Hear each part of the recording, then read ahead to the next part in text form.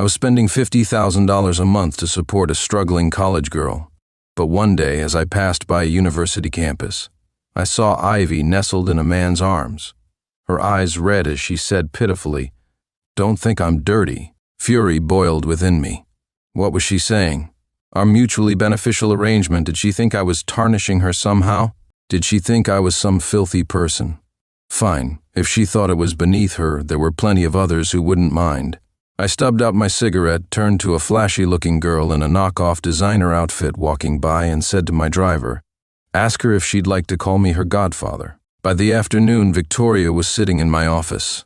Sunlight streamed through the floor-to-ceiling windows on the 32nd floor, falling across her Balenciaga crop top, Chanel skirt, and Louis Vuitton heels. All fake, fake, fake. But still, she had a pretty face. She seemed to think her youth was equal in value to my $50,000 monthly allowance, the condo I'd gifted her, and the countless presents. I'd seen plenty of sugar babies, college students, rising actresses, even professionals. Not long ago, my uncle nearly got himself into a scandal and paid $500,000 to make it go away. Someone like me, wealthy and decent-looking, was hard to come by in this market. Mutual agreement didn't mean she wasn't benefiting. For Ivy, I had been indulgent. I didn't care much about that small amount of money. She took it but stood me up several times, claiming she had tutoring jobs, part-time work, student council duties, or lab assignments. I wasn't angry. I even asked the housekeeper to make soup and deliver it to her. One time, my dad bumped into me and thought I was dating someone. He gave me a couple of stern warnings. Don't get too attached. My indulgence toward Ivy seemed to make everyone think my feelings for her were extraordinary. Funny enough, there were moments when I thought so too. Desperate, I finally asked, "Can we just stop for now?" "Why?" she pouted. "Brother, are you not satisfied with my service?" I shook my head. "That's not it." Her eyes lit up. "Do you feel like you're running out of energy? Don't worry, I have medicine. You'll definitely enjoy it." Forget it. I didn't know who was supposed to be enjoying this. Finally, by 2 p.m., I managed to drag myself out of bed clutching my sore waist. There was a meeting I couldn't postpone, so I had no choice but to crawl to the office. As I was getting dressed, Victoria asked, "Brother, can you help me get into the entertainment industry?" I paused while buttoning my shirt and rolled my eyes. "You've only been here once, and you're already asking for favors?"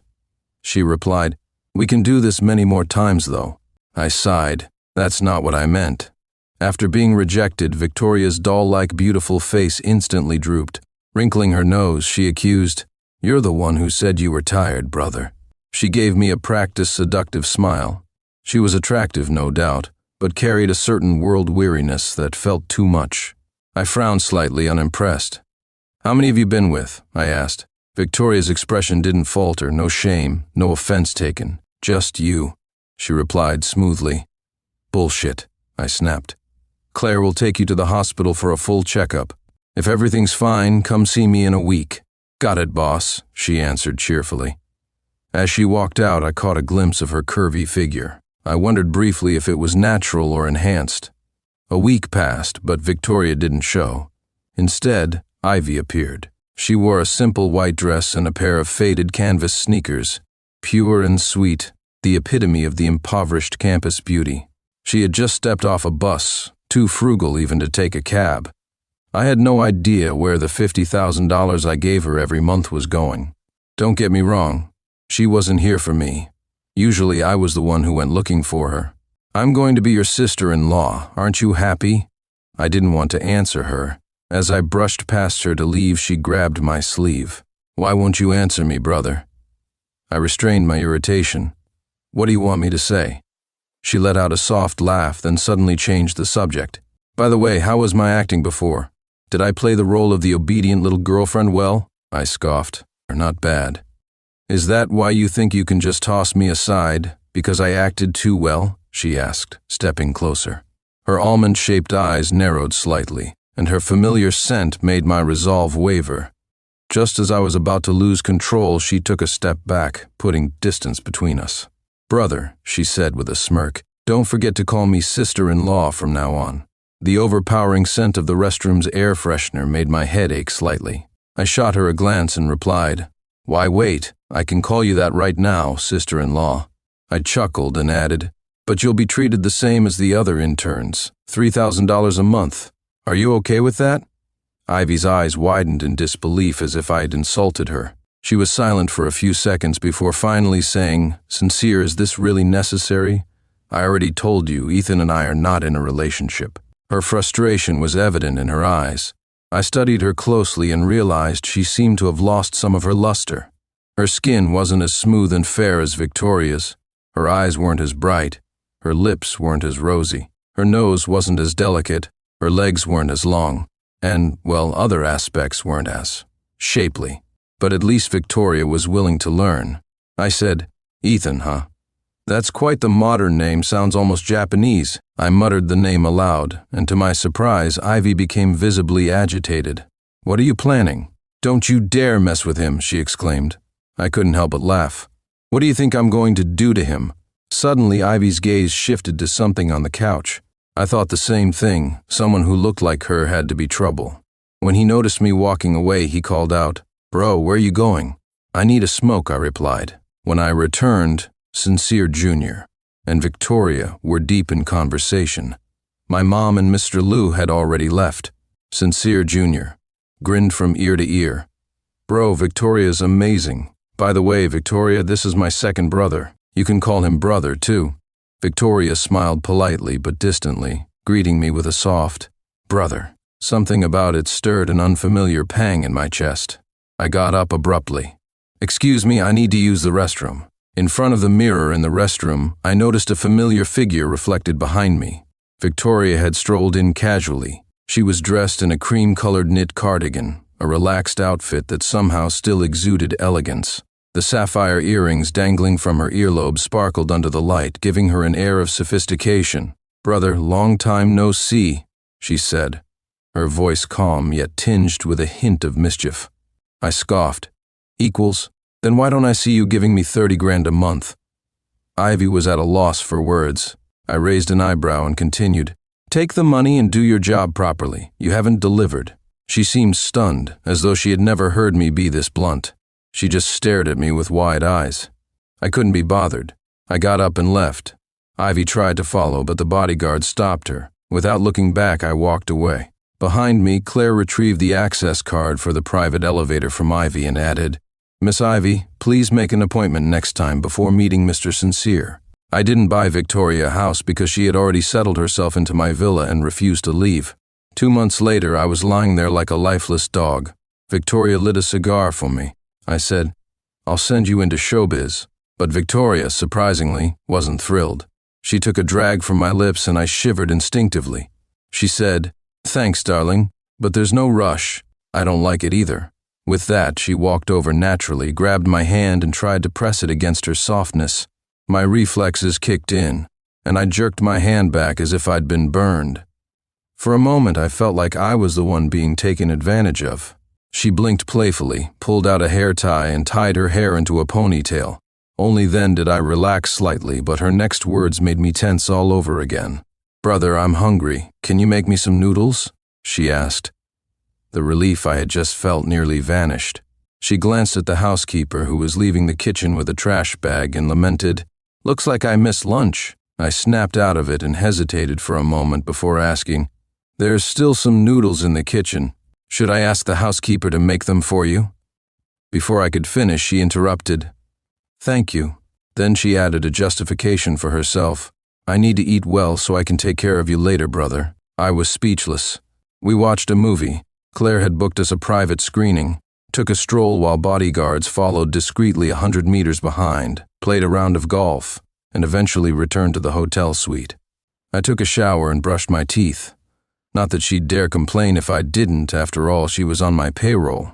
That's the advantage of this kind of arrangement over dating. I could act as I pleased, vent my frustrations, and not consider her feelings. Victoria hugged me from behind and murmured, "Big brother, I want to." "I don't," I replied, closing my eyes. She pouted, clinging to my arm. "Please, big brother. It's been a month. I can't take it anymore." Her whining was starting to annoy me, and as exhaustion took over, a sudden thought struck me. This was starting to feel like an actual relationship. That wouldn't do. I made a mental note to buy her a wooden fish and a book of Buddhist scriptures next time. Victoria's period drama, 8 Lives, 8 Loves, had aired. The show bombed, but Victoria unexpectedly became famous. It caught me completely off guard. I swore to myself I would stop being a simp. "Bro, your coffee spilled." "Huh?" I finally snapped back to reality, noticing that my coffee had spilled all over the ugly orange tabby plushie on my desk. That same night, I stumbled upon a tabloid rumor about Victoria and an award-winning actor. The two were spotted entering and leaving the same apartment building. I turned off my phone screen, unwilling to look further. I finally figured it out. Why could I tolerate Ivy flirting with other men but not Victoria's past with her sugar daddies? Why didn't I want to keep things going with Victoria? It was because I wanted things to go somewhere with her. But realizing all this didn't change anything. She viewed me as a sponsor while I saw her as a partner. If people knew, wouldn't they laugh their heads off? I, Sincere, couldn't afford to lose that kind of face. My younger brother, Sincere Jr., stepped outside to call our mom. When he came back, he looked pissed. Man, I can't believe it. He noticed me glancing at Ivy a few times and nudged me, urging me to pursue her. "A domineering CEO and a modest schoolgirl, what a perfect story," he exclaimed. But I had never been in a relationship before, nor did I want to grovel for a woman like Sincere Jr. Instead, I decided to take a different approach, a way commonly seen among wealthy families. I reached out to Ivy. Initially, I provided her financial support under the guise of a scholarship to avoid hurting her pride. I even introduced her to another tutoring job, teaching Sincere Jr. advanced mathematics for $10,000 a month. Later, when Sincere Jr. left, I raised her pay to $30,000 directly deposited into her account. When she accepted the card, her expression was deeply conflicted. I changed the subject at the right moment. Now that Ivy no longer has the money she once found repulsive, she feels unsettled. That's why she thought of me. It's that simple. I smiled at her and said, "You don't miss me, you miss my money." At the time, my older brother and I were locked in a bitter fight for control of the family business. My father supported him, my mother stayed neutral, and only Sincere Jr. sided with me, not that his support made much difference. In my desperation to secure a critical project, I worked myself into a stomach ulcer. As I crouched on the sidewalk clutching my abdomen, Ivy, working as a waitress at a restaurant nearby, set down her tray and rushed to help me, taking me to the hospital. As she supported me, I caught a whiff of the aroma of Victoria's congee with pork and preserved egg. Claire arrived shortly after and handed Ivy $8,000 as a token of gratitude. 2 years later, I became the general manager and the sole heir to the Sincere family's enterprise. On one particular night when I suddenly craved congee with pork and preserved egg, I thought of Ivy. The very next day, I saw Ivy at the neighboring villa, working as a tutor. At the time, Sincere Jr. was sulking at my place, living off my hospitality after being rejected by his crush. "I have things to take care of." Victoria didn't press further. She patted her skirt and left. Ivy was brought in shortly after, wearing her usual plain white dress. I was starting to find it a bit dull. She stood before me, her tone accusatory. Sincere, I got fired. It seemed she believed I had instructed her manager to fire her. After all, that coffee shop belongs to me. She had been earning $5,000 a month there under the guise of holding a job. I raised an eyebrow. "So?" Ivy's expression darkened. Her usual haughty demeanor became even more pronounced, and her tone grew indignant. "Did someone at the shop say something to you?" "Ethan is just my senior. I was simply doing my job as an employee. You can't just fire me on a whim. You rich people are all so condescending." I cut her off. "Fine. I'll have the coffee shop rehire you." Ivy froze, clearly not expecting me to be so agreeable. She stammered, That's fine then." Suddenly, she was busy all the time. Piles of PR statements to approve, appearances on reality shows. Fans were fascinated by her surgically enhanced features, calling her an icon of bold beauty. Though she had a seductive look, her wardrobe was modest, high-necked blouses, skirts that fell below the knee. This was all part of the image crafted by her professional team, the persona of a wealthy heiress bravely entering showbiz. Remarkably, no former classmates or co-workers had come forward to expose her past. I called Claire, instructing her to keep some dirt on Victoria ready, just in case. After work one day, I ran into Ivy. At least it looked like a coincidence. I sized her up. No, this wasn't random. Ivy looked exhausted, her expression unusually tender. "Sincere," she said, her cheeks flushing slightly. "I don't know why, but these past few months I keep thinking about you." I knew exactly why. I thought back to the information I'd received earlier. Ethan, it turned out, was Ivy's senior in her research lab. She called out. I rubbed my forehead and forced a bitter smile. No one could ever know I had taken in someone like her. As I reviewed the documents in my lap, I said, "Claire, find some spring collection pieces to send her. She's not suited for Ivy's delicate and innocent style. She spends her days wearing those knockoff brands, utterly embarrassing me." Claire paused for a moment before saying, "Understood." After the meeting, dealing with a group of old-timers left me utterly drained. I collapsed into my office chair. It wasn't always this exhausting, but today felt especially so, probably because I hadn't slept last night. The Sincere family is much like most elite families. My parents' marriage was a business arrangement. They live their own lives, but maintain a decent relationship. After all, they managed to have the three of us. My older brother is a fool, my younger brother is a sycophant, and then there's me, the perfect one. From the moment I was born, my life was meticulously planned. I wasn't sure if she was holding back during the audition or what, but today, her portrayal of the antagonist was vivid and lifelike, almost as if she were playing the perfect little mistress, materialistic, obedient, with just a touch of fragile affection in her eyes when she looked at me. Exactly as I'd envisioned. Victoria pulled me into her trailer. After a bout of playful wrestling, I found myself surrendering once again. As she tied her hair back, ready to lower her head, I quickly grabbed her by the back of her neck. "Brother, are we trying something new?" she asked, her tone teasing. I was speechless. Sometimes she was a little too perceptive. It wasn't exactly a good thing. There was something missing, a hint of shyness perhaps. Victoria seemed to notice my lack of enthusiasm. She quietly put her clothes back on and complained, "Why did it take you so long to come see me?" Her tone was 1/3 complaint, 1/3 flirtation, and the remaining third was pure performance. "When did you get here?" she asked. She's genuinely determined to break into the entertainment industry. 3 hours later, Claire called me on the intercom. "Mr. Sincere, Miss Ivy is here." Well, that's unexpected. Today was the weekly meeting I'd agreed upon with Ivy. Her showing up wasn't unusual, but she often stood me up. And it was already 11 p.m. I lit a cigarette and told Claire, "Tell her I'm busy and she should leave." Claire hesitated for a moment before replying, "That's what I told Miss Ivy, but she insists on waiting until you're done with work. She's in the conference room next door right now." I frowned and was about to respond when a small face leaned over and took a drag from the cigarette in my hand. She immediately started coughing violently, practically choking. I hung up the phone.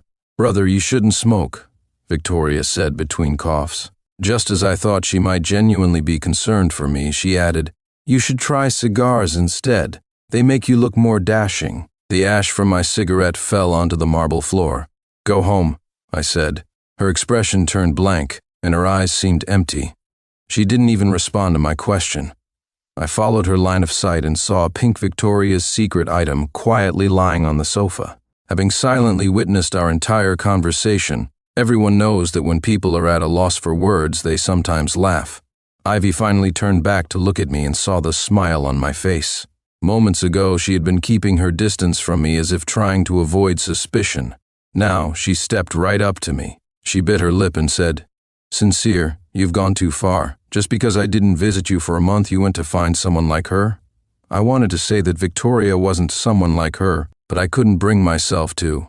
She was exactly that kind of woman. The once proud Ivy, who had always carried herself with an air of defiance despite her humble means, suddenly teared up. Her voice trembled as she said, "Do you even know how filthy women like that are?" Her voice grew louder. I replied, "If you really want to repay me, give me some peace tonight." Victoria, however, was relentless, pouting and whining. "But I'm leaving tomorrow to shoot on location for 3 months. I won't see you during that time." She refused to leave, clinging to the door. I pretended not to hear her. Eventually, it grew quiet outside. 3 hours later, I opened the door. Victoria had fallen asleep sitting against the door with a pillow in her arms. She nearly toppled over as the door swung open, but quickly regained her composure and, catching me off guard, darted past me into the room. In a flash, she had already claimed my bed. "Brother, I won't do anything, I just want to hold you and sleep," she said. I was speechless. I expected another exhausting night, but to my surprise, she behaved exceptionally well. The next morning, the driver came to take Victoria to the airport. Before leaving, she slipped off her pink Victoria's Secret lingerie. Before she could speak, I tapped the table. "Not satisfied with the compensation?" I asked. Victoria smiled. "Brother, do you really think I'm that kind of person?" I didn't respond. She continued, "What exactly did I do wrong? Where?" I didn't know either. 1 month ago, on that morning after my run, when a still drowsy Victoria leaned in to kiss me, I ended things. Victoria snapped awake. "Brother, was it something I did?" I shook my head. "I'm just tired of you, Victoria." She froze, her playful fingers that had been tugging at my hand stopping mid-motion. I left her with a simple, "Claire will contact you," before walking out. Since then, Victoria had come looking for me several times. I knew she wasn't willing to let it go. She kept asking me why. That morning after the run, I just didn't want her anymore. There's not always a reason. It's not like we were in love. Even people in love can break up abruptly. I just wanted someone new. Her comprehension skills were truly something else. Honestly, if I hadn't met her at university, I'd have doubted whether she ever went to school. Then again, just meeting her there didn't necessarily mean she was studying there. So I asked, "Are you a student at Columbia?" Victoria shook her head honestly. "Nope." I knew it. Casually, I said, "In a couple of years, I'll send you abroad to get some credentials." Victoria hesitated before saying, "Brother, I don't want to study." I knew. She only wanted to break into the entertainment industry. Waving her off, I signaled her to stop talking. "I have to go to my meeting." I got into Claire's car, where she had been waiting for me. As we drove off, I glanced back to see Victoria leaning over the balcony, waving goodbye. Her long black hair and her pure yet seductive face, bathed in sunlight, looked like Venus from Roman mythology. Her outfit even matched the aesthetic. She was something, all right. "Brother, come back soon." But Ivy seemed unable to accept this. She blocked Claire, and the photo was online by the next day, sparking widespread attention. Victoria had recently gained popularity, and as fans put it, she had disrupted the success of many rising stars. Any hint of scandal attracted swarms of online trolls. When Victoria returned, I was busy cooking steak. The butter sizzled gently, and the ventilation hood operated so quietly that you could barely hear it. The Maillard reaction gave the meat a tantalizing crust, and the aroma of the seared beef wafted through the air. Victoria seemed to realize she had made a mistake. She hugged me from behind, nuzzling against my back like a kitten. "Brother, you saw it, didn't you?" she asked softly. My breath hitched. I had actually questioned the authenticity of the photo, but Claire had confirmed there were no signs of editing. She had traced its origins to a sealed envelope Ivy had received. However, Victoria had assured me before that I was her first sponsor. She made herself a bowl of noodles and devoured it in no time. I recalled the information I had on her. This girl shouldn't be struggling to afford food. I said, "There's steak in the fridge." Victoria shook her head and replied, "No steak for now. I have to earn my pay first." I understood immediately, and strangely I felt a bit relieved. Once again, I was convinced I had made the right decision. This was exactly the kind of person who would dedicate herself wholeheartedly to this job. Half an hour later, I regretted it. The fresh scent of her perfume lingered in the air, and the initial unfamiliarity was replaced by a fiery intensity that left me no room to think about anything else. Victoria didn't forget to provide emotional support either, shouting things like, "You're amazing, brother. You're incredible. I'm going to ascend to heaven, brother. Keep going. Don't stop. You're the best."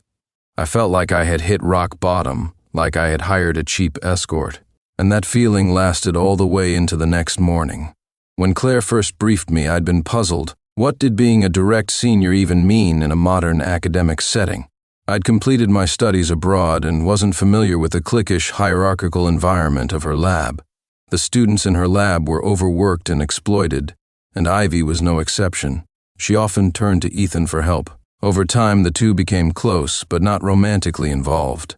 Until last Valentine's Day, that is, when Ethan suddenly started showing interest in her. Unlike me, who got straight to the point with money, or my younger brother, Sincere Jr., who pursued women with relentless, straightforward confessions, Ethan had a knack for courtship.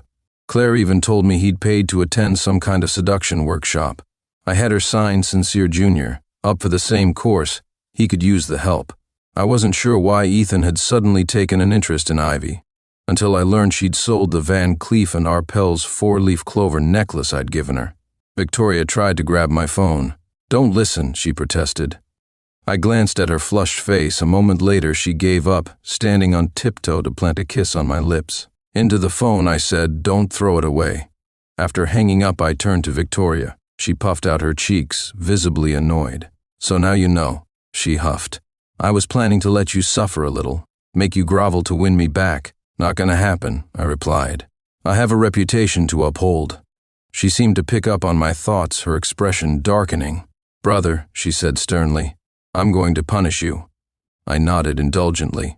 "Sure, what's the worst you can do? Wear me out for a couple of days?" But her smile turned wicked.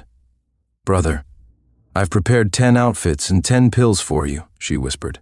And that's how I didn't see the sun for an entire week.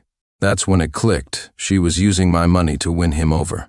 When I heard this, I couldn't help but laugh in disbelief. After our breakup, the luxury brands that used to send her seasonal gifts stopped, of course. Most of the money she'd gotten from me went toward paying off her family's debts, with the rest spent on high-end clothes and accessories, most of which she'd given away to roommates, friends, and colleagues. When she was with me, she'd grown accustomed to such things and even looked down on them, dismissing them as shallow and materialistic. I didn't care what she did with the things I gave her, but finding out still left me speechless for a few seconds. Now, standing in front of me, Ivy's skin was no longer smooth, her complexion duller, her eyebrows less meticulously groomed. The scent she carried was no longer of luxury perfumes, but the sweat and toil of the working class. What had I even seen in her back then? I tried to remember. Today she was at the cafe downstairs from my office, working a part-time job. Her appearance, as always, drew plenty of attention. Several guys approached her, asking for her number. Ivy turned them down, saying she already liked someone. In the past, I might have confidently assumed that someone was me. After all, I was wealthy, generous, and most importantly, I wasn't expecting her to fall madly in love with me. We were adults. She had taken so much from me she could at least pretend to like me. Anything less felt hypocritical. I walked into the cafe and chose a random seat. She didn't notice me. Just then, a McLaren pulled up outside. A sharp-dressed man stepped out, exuding charm. Ivy froze the moment she saw him, her movements stiff with tension. The man wore a full designer outfit, complete with a Patek Philippe watch, a classic trust fund kid. Last time, when I saw them on campus, I hadn't gotten a good look at his face. This time, I recognized him clearly. I mentally scanned through the elite circles of the city but couldn't place him. While I was lost in thought, Ivy's face had turned bright red. I heard her timidly ask, "Are you here for me?" The man raised his chin and replied, "No, I just heard they have good coffee here." Ivy's lashes lowered and her entire demeanor deflated, as though she had a tail that had just drooped. "Why don't you recommend something?"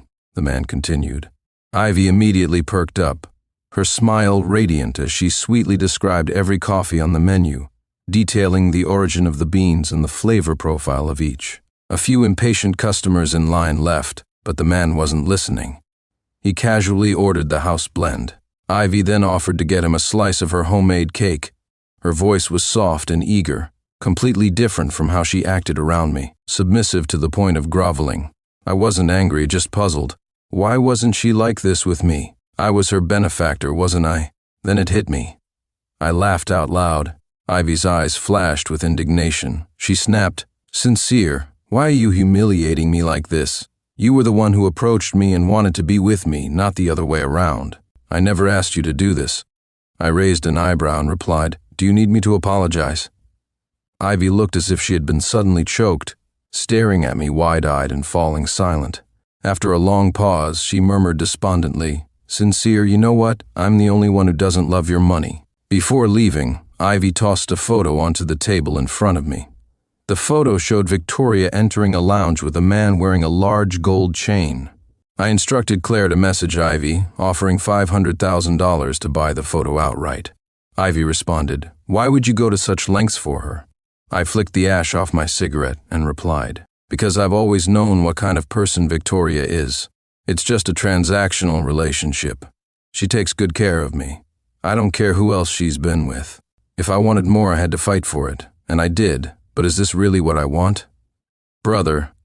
A sudden chill against my lower back snapped me out of my introspection. Before I could finish my train of thought, a head popped out from under my desk. "What are you doing?" I asked, confused. Victoria tucked her hair behind her ears and tied it back with a hairband. I stared at her expressionlessly. For once, her flawless doll-like face turned an uncharacteristic shade of red. She seemed shy, but then said something utterly shocking. "I just learned this afternoon. I heard that bosses and their secretaries like to play this way." Her initiative and eagerness to learn were almost commendable. Victoria seemed to take my silence as approval. The clouds drifted lazily outside the window, and for a moment I was at a loss for words. Sometimes I can't help but wonder, am I the one keeping her, or is she the one keeping me? Whatever. Suppressing my anger, I added, "I'm hungry." Victoria scanned my expression hesitantly, then finally trudged upstairs toward the bedroom. She said softly, "All right, brother, I'll wait for you there." I had dinner alone. The steak tonight wasn't as good as yesterday's. Even though it was flown in fresh from Australia this morning, the taste was just off. I thought about the times when Ivy stood me up. I never got mad, after all, I was busy too. But today, I was angry. I used to tolerate Ivy over and over again. Now, with Victoria, do I still have to? Just as I was thinking about this, I received a message from Sincere. He sent 3 voice notes in a row, sounding very anxious. He said, "Mom's arranged a marriage for me. Bro, I don't want to marry someone I've never even met. Who knows what her personality or looks are like? After what happened with the last girl, I've learned my lesson. Being a simp leads nowhere. If I end up marrying someone who acts like a queen, I'd rather end it all myself." I picked it up and examined it closely. The uneven stitches and the poorly hidden knots. Could it really have been handmade by Victoria? Interesting. Ivy was still ranting, but I wasn't listening. I hung up on her and instructed Claire to arrange a visit to the set. The private jet landed, and a business car took me straight to the filming location. Perfect timing, Victoria was in the middle of a scene with the male lead.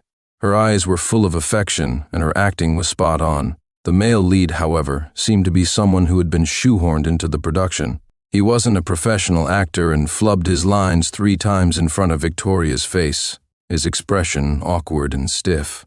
Victoria wasn't upset at all. She patiently encouraged him, cheering him on with genuine enthusiasm. A staff member standing next to me whispered, "I'm shipping them already." Victoria turned her head and saw me.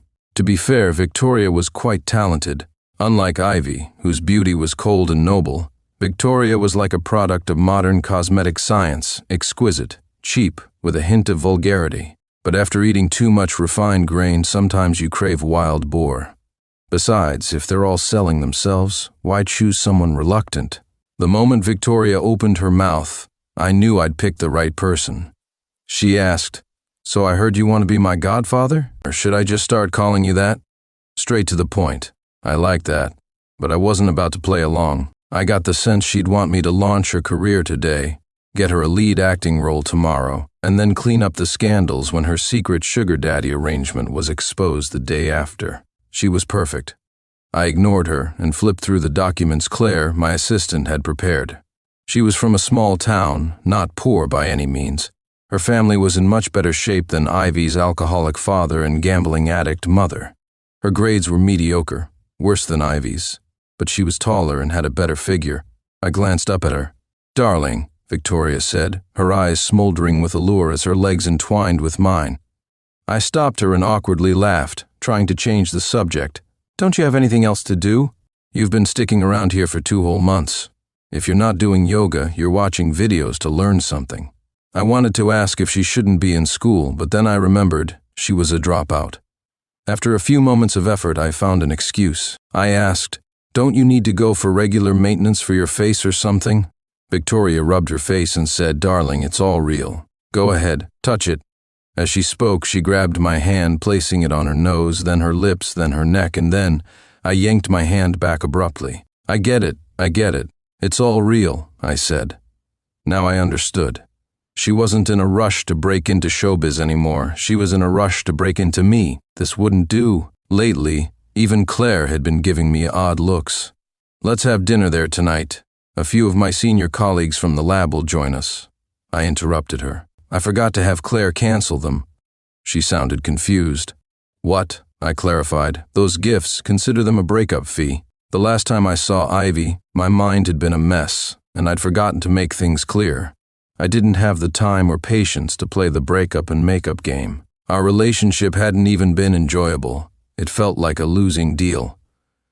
But I was a gentlemanly benefactor. Once given, I never took back my gifts. Lesson learned. Don't be overly generous in future arrangements. Being too generous only inflates egos.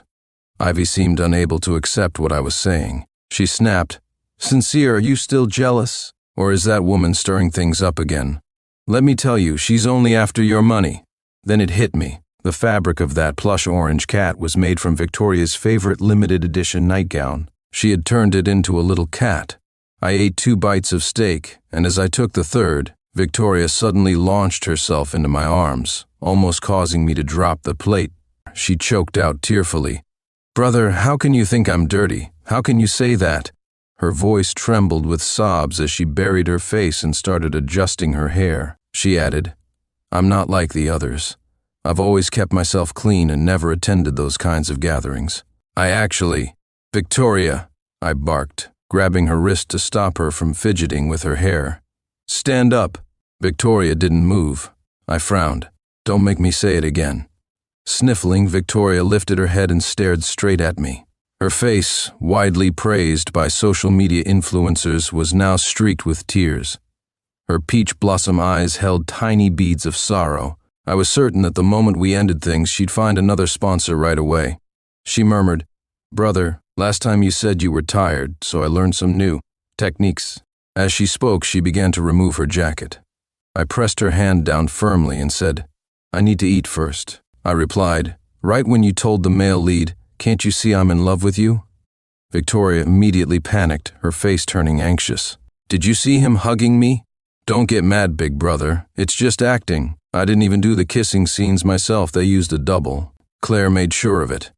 I lazily stroked her cheek and asked, "Do you still have any scenes to shoot today?" She quickly shook her head. "The moment I saw you were here, I had the director reschedule everything to later.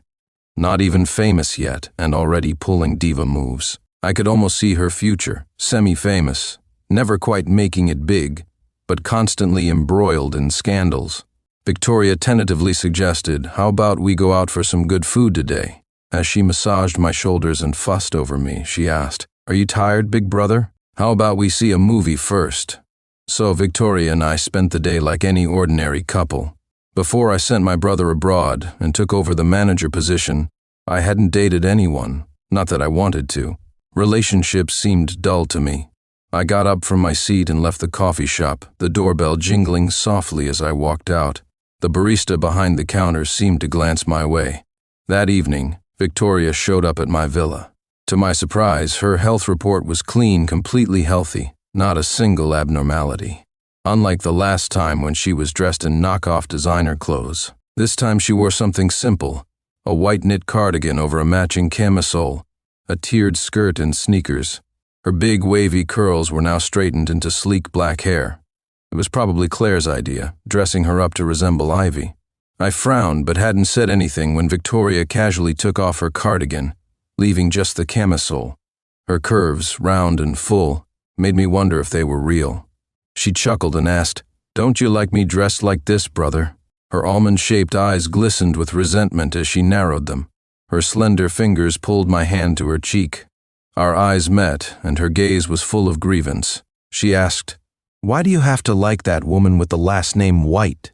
Am I not enough for you?" I didn't have any lines. My job was just to be a block of wood. But Victoria seemed to hear me say she wasn't enough. She bit her lip and said mournfully, "Darling, she's always throwing tantrums at you. But I only want to take care of you. Sincere, I take better care of you than she ever could, don't I?" She stared straight at me, her eyes brimming with uncontrollable jealousy. Alex said Victoria's performance was average, too over the top. She didn't come across as an obsessive lover, more like a mistress. But her looks were stunning, so she still got the part. The day before joining the crew, I locked her out of my room.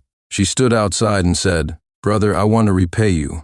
Thank you for giving me this opportunity to enter the entertainment industry. The girl mom's trying to set me up with doesn't sound like a good match at all." She dropped out of college halfway, came back home, and decided to pursue fame in the entertainment industry. Her family didn't support her, so she found herself a sugar daddy. And now I'm supposed to marry her? His frustration was clear as he continued. The family's main assets are overseas, and their domestic holdings aren't even in New York. I've barely even heard of them. I don't know how Mom came up with this idea. And the weirdest part? Mom's last match for me wasn't even from this family. The next day I accompanied Sincere Jr. to his blind date. At a high-end restaurant I saw her, Victoria. She was standing next to a man wearing a gaudy gold chain. My mom introduced them. "This is Mr. Liu and his sister Victoria." The smile froze on my face. Sincere Jr. His jaw dropped, his excitement barely contained. "Damn, bro, isn't she that super popular actress?" For a moment, her calm expression wavered, replaced by a flicker of frustration. She bit her lower lip. Just as I was about to leave, she lunged into my arms. She nibbled on my neck and muttered, "As if I care about you." I frowned. "Sister-in-law, let go. Your canine teeth are kind of sharp." She froze for a second, then bit down harder, her grip on my arm tightening. "Don't think I can't live without you," she hissed. "I just wanted to get back at you. You think I still like you?" At that moment, my phone slipped out of my pocket.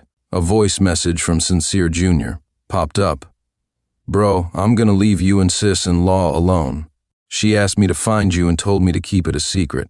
Don't tell her I said anything, okay?" Victoria's body stiffened, her face flashing with embarrassment. My phone started ringing. It was the housekeeper calling. "Sir, about that handmade orange tabby plushie of yours. I found something inside it when I put it in the washing machine. It's a pink letter, like a love note. Should I throw it away? I just want to spend a few more days with you." I panicked. I felt drained, like I was about to ascend to heaven. 2 months ago, she was so eager to get started. That day, I handed her a card with a $30,000 monthly allowance. To my surprise, Victoria turned it down. She said, "Darling, I don't want your money. I want you to help me act." Wow, she really understood the whole teach a man to fish philosophy. She got lucky landing me. The entertainment industry is a deep, murky pond. Connections with tech moguls, nouveau riche, or real estate tycoons don't mean much here. But the Sincere family had long ventured into this field. We owned one of the top 3 talent agencies in the country. Back then, I casually replied, "Let's see how you do." Now, I regret it. The cigar slipped from my fingers and fell onto the carpet. When I bent down to pick it up, the blanket covering me slid off. The next second, an arm wrapped around me. Now, looking at the woman in front of me, she was stunning. The professional styling had made her even more so. I didn't want things to get ugly. "Victoria," I said, "when I chose you, it was because you were more sensible than Ivy." Victoria fell silent. I stood up. "You're a smart woman. Take the money and leave. Let's part ways amicably." "And if I say no?" she asked. Suddenly, Victoria stepped closer. The familiar scent of her perfume, a sweet, clean fragrance, wafted toward me. As she leaned in and stood on tiptoes to kiss me, I immediately pushed her away. "Who gave you permission to kiss me, Victoria?" I frowned. "Know your place." Victoria rolled her eyes, then leaned in again, her lips meeting mine. Her soft, warm touch lingered as our breaths intertwined. When it was over, she turned and walked out without looking back, leaving me sitting there in stunned silence. Sincere, meanwhile, had started acting like a lovesick puppy again. He even brought his flashy girlfriend to my villa. "We met at a bar," he said. Beyond the floor-to-ceiling window was a lush grove of trees, with the sun yet to rise. The chirping of birds gave me a headache. "Brother." I glanced down at her. She was still asleep, talking in her dreams. Curious, I leaned in closer. "Don't stop," she murmured. I was speechless. I got up to go for a morning run, ignoring her as she rolled over and whispered again in her sleep, "Brother, I love you." 1 month later, I had just finished a meeting when Claire's internal line came through. "Mr. Sincere, Miss Victoria." I frowned. "Didn't you confiscate her elevator keycards?" Claire's voice sounded helpless. "I did. But it seems Miss Victoria copied several spares." Grinding my teeth, I said, "Have security throw her out." "She's already at your office door," Claire replied, her tone bordering on tears. My head throbbed. The next second, Victoria walked in. If it weren't for the sour expression on her face, those few steps she took might have looked graceful. She was clearly dressed up, perfect makeup, sheer black stockings. Claire had also investigated her history, a small-town girl from a remote area. I hadn't asked Claire to fly out for such a minor matter.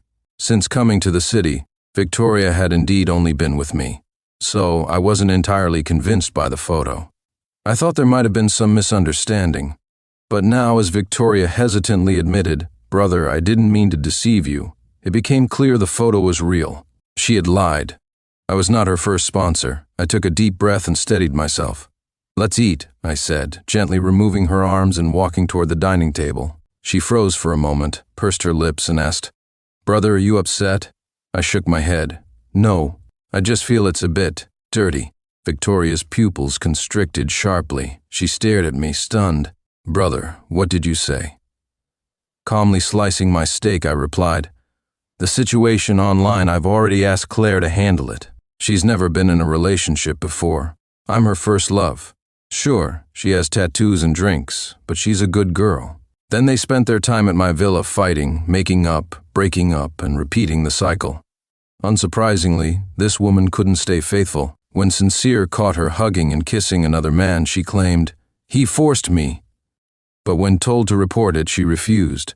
The result? They got back together. I couldn't help but scoff. A few days later, they broke up again. This time, Sincere came to me in tears. "It's really over this time," he said. I didn't believe him. "No, really, I caught her checking into a hotel room with another guy." I stayed silent. He continued, "Bro, I'm ready to go home and accept the arranged marriage." I put down the file in my hands, a little curious. "What if the woman they've chosen for you has had countless relationships? Can you live with that?" Sincere nodded without hesitation. "I can. I don't like her anyway." I didn't bother replying. Message after message came in, all complaining about the flaws of some perfect girls. I didn't listen to them. I stayed in the study finishing my work. It wasn't until close to 10 p.m. that I finally went to the bedroom. On the bed was a large lump, shaking slightly. Curious, I looked closer. Victoria was curled up into a ball, trembling.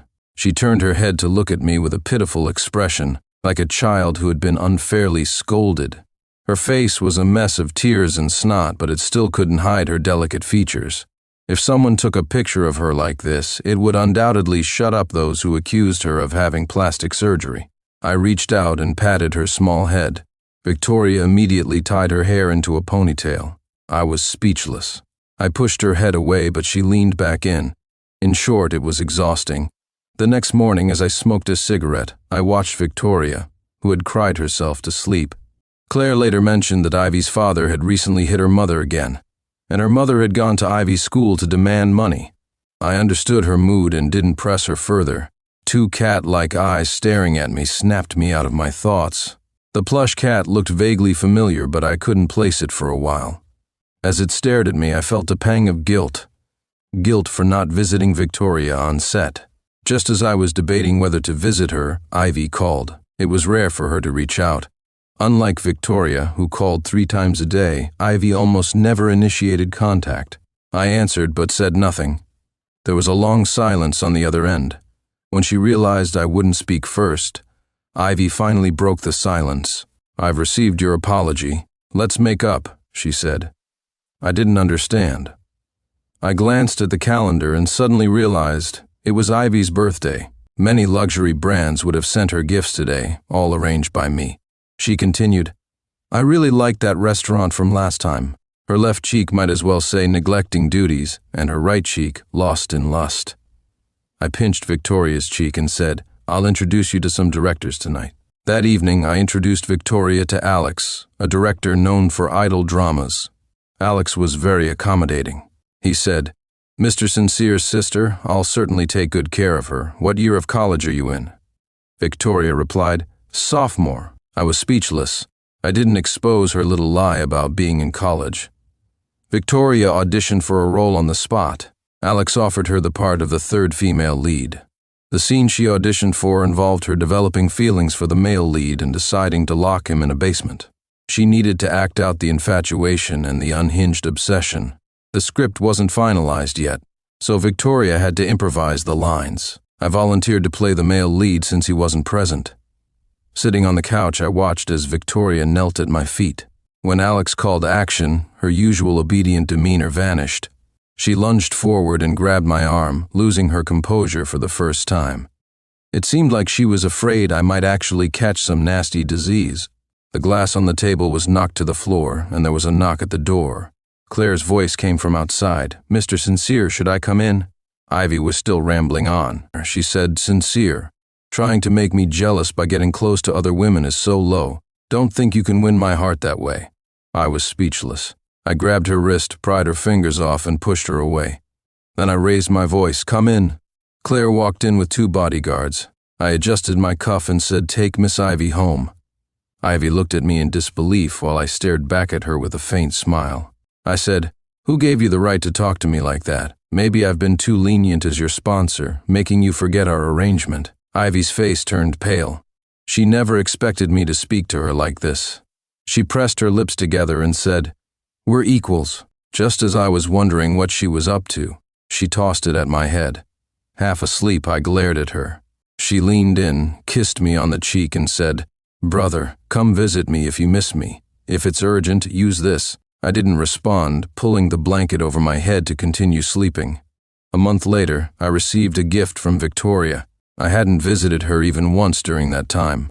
I did take a few of her calls, but I was so busy lately that I would hang up within a minute. The gift was a plush orange cat.